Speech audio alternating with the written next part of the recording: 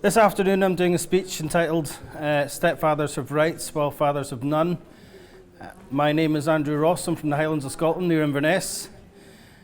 So what I'm going to say first of all, our government have admitted that there are a large proportion of fatherless children and tend to project separated fathers as deadbeats, whilst no consideration is given to the huge amounts of potential court costs involved with fathers wishing to stay in the lives of their children in the event of high conflict, divorce, separation situations. This is in addition to maintenance.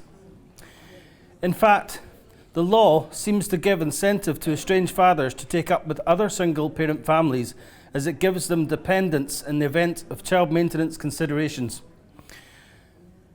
Is this not a type of social engineering?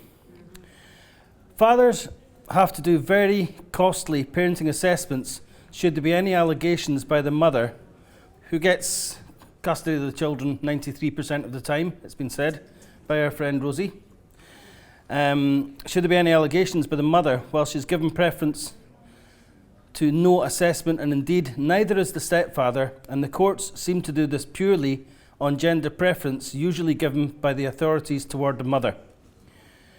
With the availability of legal aid being only for the victims of domestic violence, there is a potential incentive for bogus DV claims and silver bullet allegations to be made to increase the chances for the mother. We do agree, after all, that domestic violence victims should be helped, but DV is not gender specific, although media and courts and some women's shelter organisations do prefer to name only men as perpetrators of domestic violence. Abusers can be male or female. For example, a male abuser might use violence or emotional abuse or controlling behaviour. A female could use a new boyfriend, gossip, and in fact child contact denial and legal abuse through the courts and social services. Social services might very often encourage one parent to do this to enable them to eliminate one parent from caring for the child in future, which might otherwise hamper any future applications for emergency or child protection orders. Now, this is done on the balance of probability, not according to what our friend Clive Driscoll said this morning. So everybody knows what I'm talking about here. Even where the mothers flagrantly break the law regarding contact orders, there's a tendency for the courts, CAFCAS and social services to be lenient on the mother, especially where the mother is pregnant with a half-sibling.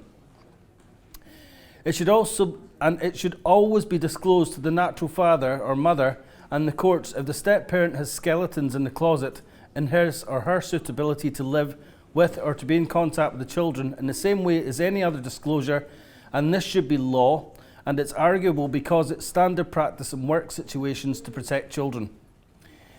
Even if there's a situation where the stepfather in fact does have a history of Schedule 1 sex offences and violence, severe mental health problems along with a history of domestic violence, and the children are thought to be at risk, it seems to be that the stepfather has the right to anonymity even from due process in court. Even the divorce and resident contact courts may not be told about a stepfather with this sort of background being involved in the children's lives. Instead, CAFCAS social services seem to prefer to withhold relevant information regarding step-parents with such a background, preferring instead to shift the focus onto the natural parent, especially where the mother has made unsubstantiated domestic abuse allegations against the natural father. We have to remember that false allegations of DV are in fact domestic abuse, no matter who makes them, male or female. This can be done despite the natural mother being warned about the step-parent's past and understanding fully the implications for the children. I've seen a case where the mother chose to get pregnant anyway despite concerns being raised, with the children being put onto the child protection register, with the natural father being none the wiser. That was for 2 years, until the full circumstances, until care proceedings were actually raised. So that's a bit of a shocker. From the outset, in this kind of situation, anyone who has parental rights and responsibilities, and not just the mother, but the natural father and the courts, should be allowed to state an informed objection to a step-parent with a background of this kind being involved with the children, with the parent with immediate care of the children has had to be informed of the step-parent's history. Currently, Jane's Law and similar legislation in Scotland only extends as far as the child's immediate carer. Doing this allows the mother to put her interests in front of the children and for the local authority to criminally and intentionally place the children at risk. Social services tend to treat fathers raising concerns about the care of the children by a step-parent as malicious allegations, and will not even look into these concerns, even if there's concrete evidence, but would prefer to simply take the word of the other parent to exclude the natural father from the lives of his children.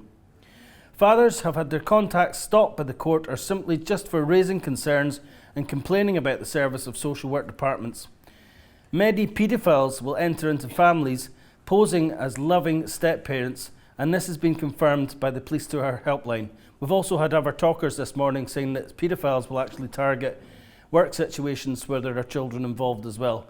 So if there's a work situation and you're living in the UK and you've got to be disclosure checked, that would deter a lot of paedophiles from going into a work situation. However, they can choose a family situation and they don't need to be checked.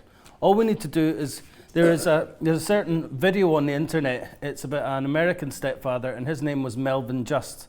So if you YouTube Just Melvin, there's a very, very harrowing documentary about the sort of extent of abuse that occurs at the hands of a step-parent. Local authorities can go to all lengths to cover tracks, even if they have to recommend a parenting assessment with the intention of removing the natural father from the lives of the children to cover up for their nefarious acts in this respect. There has been a case where children were brought under local authority proceedings were initiated even though the step-parent had been living with the children and had a relationship with the mother for over 2 years, with the children still being on the child protection register from the start of the relationship. Still, neither the step-parent or natural mother had to undergo parenting assessments, and still the father has to undergo parenting assessments despite being CRB disclosure checked to work with children.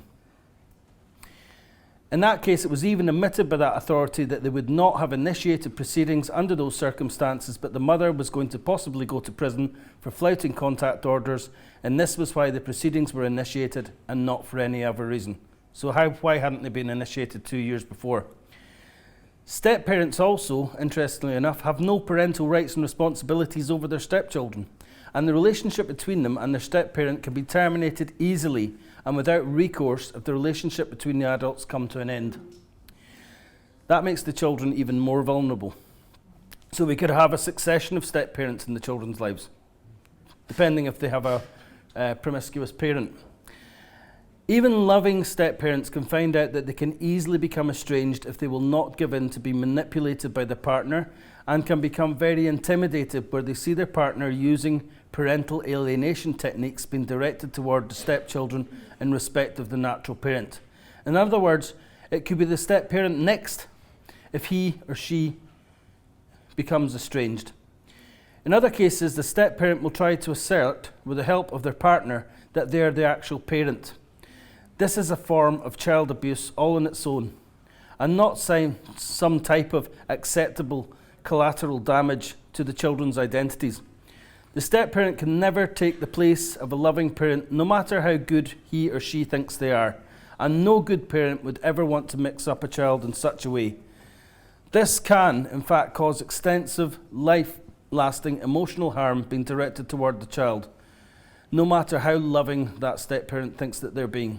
If they love the child, they will enable him or her to keep his paternal, maternal identity wherever possible and not place their needs in front of the children. As a matter of interest, on one hand, social services will allow this, but remove the other children from decent parents who have never done anything bad to their children, on the basis of an opinion of future emotional harm perhaps being suffered by a child. This is, in fact, emotional harm. To destroy that child's identity, we've been talking about this all morning with social services doing it. If social services shouldn't get away with it, why should a step-parent? So no matter what has happened between the children's parents, nobody has the right to denigrate the other parent or tell lies about them. Whatever happened or didn't happen, children get damaged by all this. And loving parents never direct hostilities through the children or doing anything to compromise an otherwise healthy and loving child-parent relationship. We have our friend Rosie from this afternoon to testify to that. It's time that the children were allowed to speak out, as a 3-year-old had been allowed to say who she wanted to stay with, and gave evidence to a court judge in 2011. This is great, provided it has not been felt that the child has been indoctrinated in any sort of a way. Children should be able to make their own choices.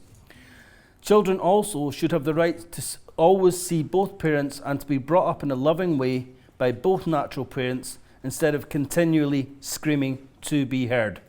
They are the silent witnesses, and here lies the truth. Thank you.